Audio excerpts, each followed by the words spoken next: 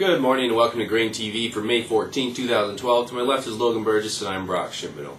Another large sell-off in the soybean complex in the overnight session. Logan, what did we see? Yeah, Brock, well, if we hop into fire tip here, we can see that July soybean contract is now trading down 28 cents here in the early going. Kind of a big night, though, as you were saying, for soybeans in the overnight session, trading down 25 cents. We saw volume was really strong in that market. About 32,000 contracts were traded in the overnight session for soybeans. This compares to about 9,300 for corn. Also in that night session, we saw open interest reduced by about 8,300 contracts.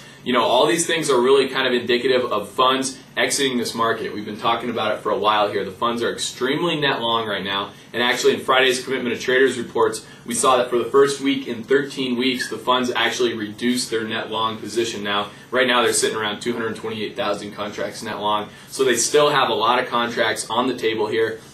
If we kind of hop back into the chart here for a moment, you can see that in the overnight session we did trade down against this yellow line. That's a long-term trend line that we drew off the lows that we printed back in December and into January. And this kind of comes on the heels of that move on Friday that actually traded down and printed below the 50-day moving average here. So kind of some interesting technical things shaping up. How far do we have to go? Right now on the 27-period RSI, we're only at 37. So technical traders are going to look at this thing as not being oversold until we get the RSI below 30 here. So kind of an interesting situation shaping up here. It looks like a lot of money's coming off the table. A lot of long positions are getting neutralized here. Kind of turning back to the fundamental front, though, for the grains in general.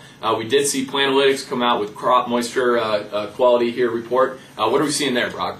Yeah, kind of adding to the bearish overall tone of the market, we do see the crop getting off to a very good start. We see the crop moisture index here provided by Planalytics is looking very good right now. Very wet across much of the growing regions of the Midwest, especially in the southern Minnesota, northern Iowa areas that we've been kind of paying attention to. They were in a kind of a long drought after last summer, and now it looks like they're receiving some much needed moisture. If you take a look at how the moisture has changed from last reporting period, look at that southern Minnesota, eastern South Dakota, and northern Iowa area. They have received a lot of moisture. I was actually back there about 10 days ago. We received 3 inches of rain in the days that I was actually there. So that's a significant amount of moisture that they have received.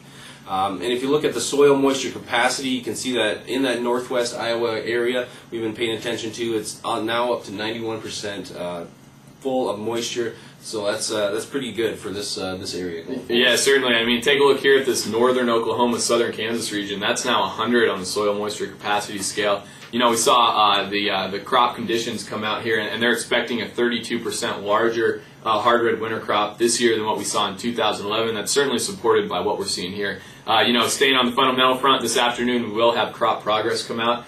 So it's going to be interesting to see the quality of that winter wheat crop. Also, the emergence should be reported here for the corn this afternoon. Follow us on Twitter, @GrainTV is where you can find us. We'll be tweeting when that report comes out. That wraps up our show here for Monday morning on GrainTV. Thanks a lot for joining us. Have a great rest of your day.